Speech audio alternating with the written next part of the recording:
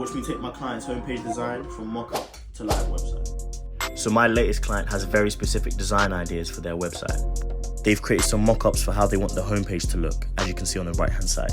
So my job is try and replicate that and bring these mock-ups to life. I started off by creating some info boxes with numbers and text next to them.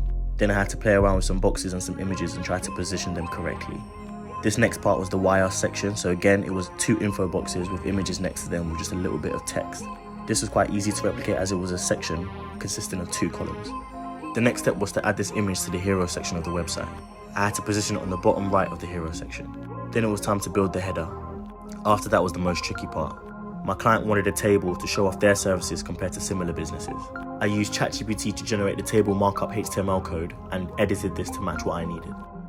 But yeah, this is the homepage so far. It's not finished yet, but how do you think I did? Did I bring it to life?